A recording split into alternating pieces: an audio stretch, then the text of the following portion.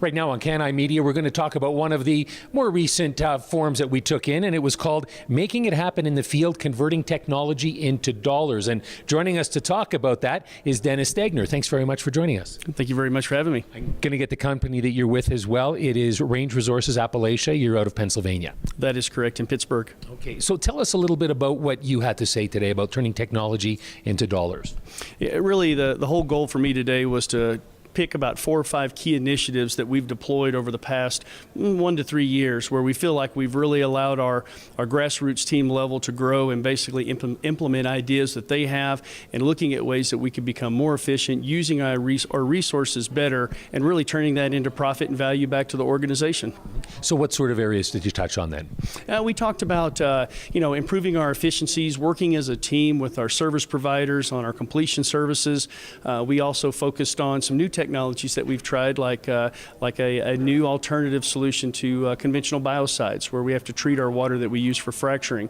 We touched on the fact that we're a 100% recycling organization in Appalachia, and we also spent some time touching on things like our zero vapor protocol, where we try and approach our flowback and production operations with a zero emissions goal.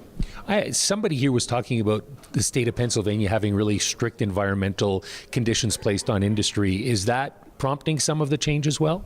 No, I think we always have to preserve our license to operate. And so whatever the rules and regulations are today, I think we have to proactively look at them and ask ourselves, how are we going to meet and exceed those, rather than just how do we meet them? And so a lot of it's just due to the fact that we have a culture that we like to call the white hat approach, where we like to exceed the regs that are out there and the expectations.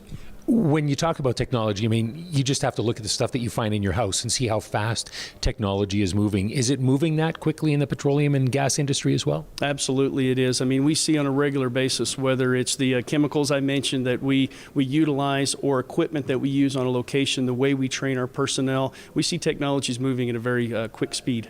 Now, change can be a difficult thing to convince people of going in that direction, because it could be better, but there's always a little bit of pain involved in change. Do you find that in your industry as well? Not so much, actually. I think what you have to always do is you have to find service and industry partners that share your culture. And I think as long as you can do that, you'll always find those folks that are open to moving the technology and change needle right along with you as a company. And how important is it to let the public know what you're doing as far as the environment goes? Because, of course, there's criticism all across the world regarding the oil industry when it comes to the environment. Some of it may be uninformed, and it just seems like it's difficult for the oil industry to get the word out there sometimes. Yeah, we have to be front and center. I mean, we have a very strong and effective PR and government affairs team, and that's part of their charge, is to always help us be transparent and get our messaging out. From an operations standpoint, we're always focusing on the operations, but they help us out a whole lot to help us focus on what are the key messages that we need to be getting out, and how do we do a good job of that and supporting one another, whether it's tours of stakeholders by a pad site, or maybe just putting out some leaflets and information to the public. I haven't talked to anybody in the industry yet who says that transparency is a bad idea, but I'm thinking that has to be part of the difficult change that's happening in the industry as well. You know what, again, I have to get back to my original response is you have to find those folks that partner with you in the right fashion to share your culture, because transparency is the way we're going to have to operate in the future. And whether it's our chemical disclosures on Frac Focus and other sources of media, or if it's just how we operate and conduct our business. And I found it interesting. You mentioned your government relations and PR department. You said you actually have more people in that department than you have engineers.